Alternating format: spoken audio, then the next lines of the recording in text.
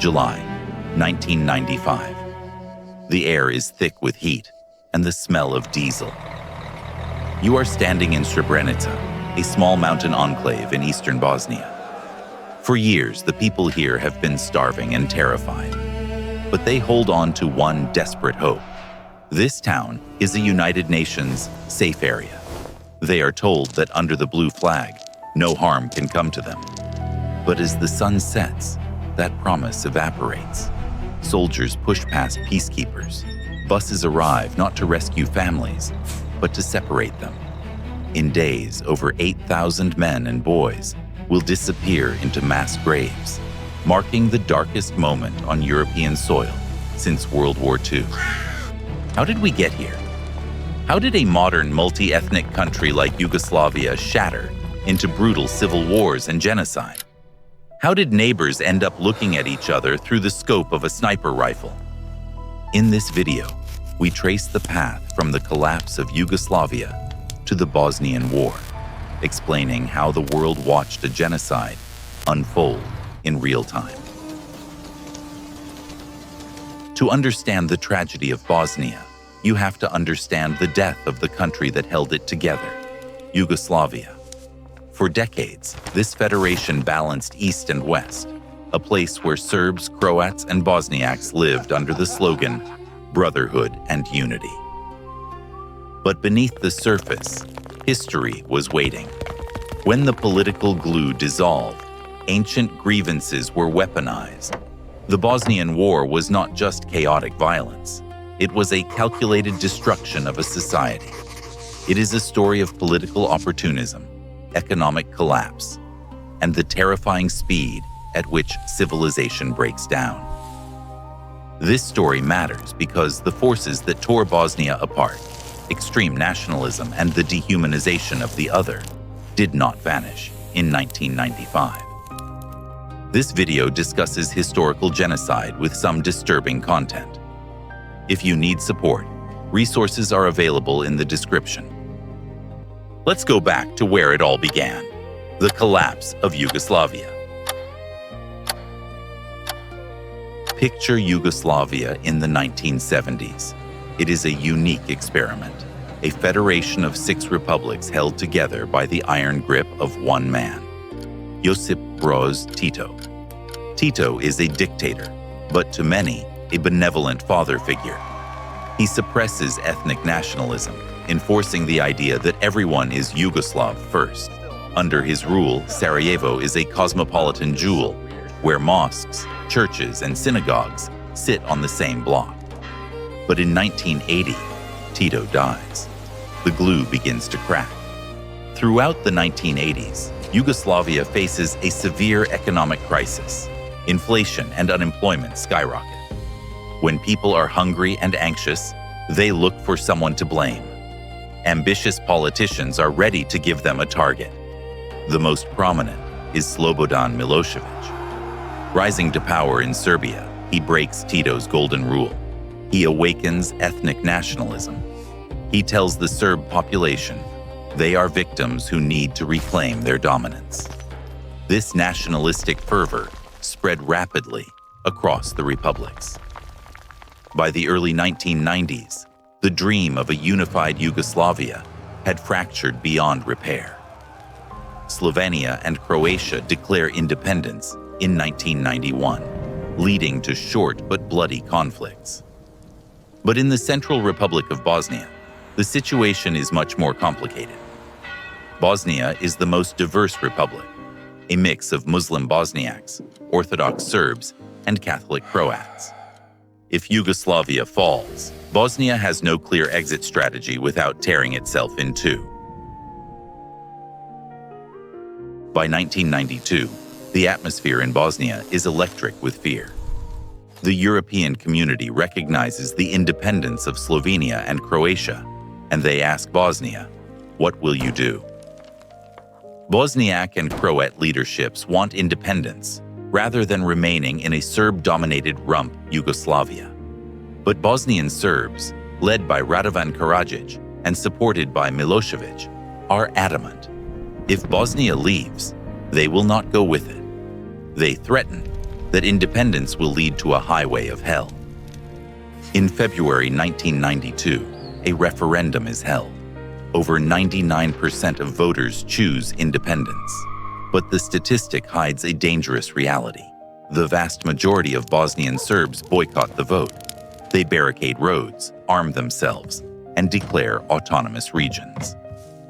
When the international community recognizes Bosnia's independence in April 1992, the waiting ends. What follows is not just war. It is a systematic campaign to erase an entire people. The Yugoslav People's Army, shifting its loyalty and weaponry to the Bosnian Serbs, unleashes its power. They seize the high ground. In just weeks, Bosnia is no longer voting. It is fighting for survival. The war is defined by two horrific strategies: the siege of cities and ethnic cleansing. In Sarajevo, the world witnesses the longest siege in modern warfare. For 1,425 days, the city is surrounded by Bosnian Serb forces. Crossing the street to buy bread becomes a gamble with death. Sniper Alley becomes infamous worldwide as civilians run across intersections, shielding their children from snipers who treat the city like a hunting ground. But in the towns of eastern Bosnia, ethnic cleansing enters the modern vocabulary. It is a strategy of terror. Non-Serb civilians are rounded up, homes are burned to prevent return, and thousands are sent to detention camps like Omarska. When the first images of skeletal men behind barbed wire emerge in 1992, the world is shocked. It looks like a terrifying echo of the Holocaust. In these camps and occupied towns, violence becomes sadistic. Systematic rape is used as a weapon of war to destroy the social fabric of families, a horror inflicted on tens of thousands of women. If this story matters to you, if you want more people to understand how genocides happen, a like helps YouTube recommend this to others who care about history. By 1995, the war has dragged on for 3 bloody years. The UN has deployed peacekeepers, but their mandate is weak. They designate Srebrenica a safe area, and thousands of refugees flock there, trusting the Blue Helmets to protect them. But in July 1995, General Ratko Mladić, commander of the Bosnian Serb army, decides to eliminate the enclave.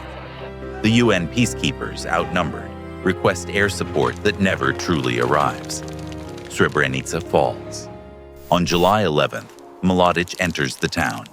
Cameras roll as he hands out candy to children, promising safety. It is a chilling performance. Once the cameras stop, the separation begins. Women and children are deported. The men and boys, from 12 to 77, are held back. Over the next few days, in warehouses and schools, they are executed. Bulldozers bury the bodies in mass graves, which are later dug up and moved to hide the evidence. More than 8,000 people are murdered in less than a week.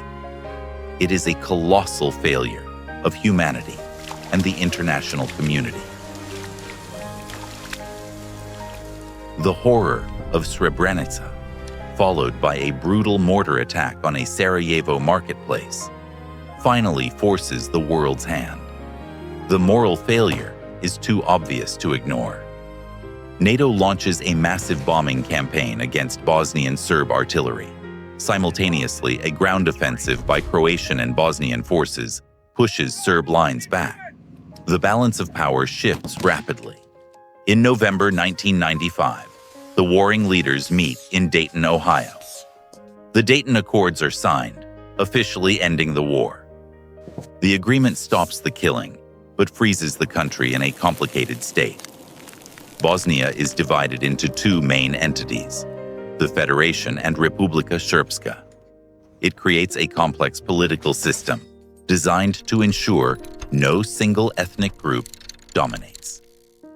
In the years that follow, the International Criminal Tribunal, ICTY, begins its work.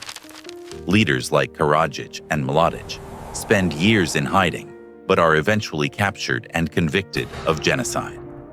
Justice is slow, but it arrives.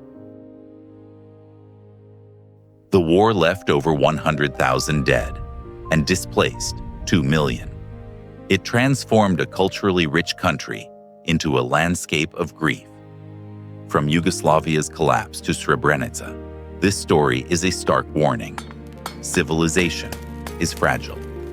When politicians dehumanize opponents and economic crisis meets nationalism, the unthinkable becomes possible. Today, peace in Bosnia holds, but the scars remain visible. Why care today? Because history's patterns repeat. The rhetoric that tore Yugoslavia apart echoes in different forms across the world right now. If you're still here, you probably care about understanding how and why genocides happen. I've already made a full video on the Armenian genocide.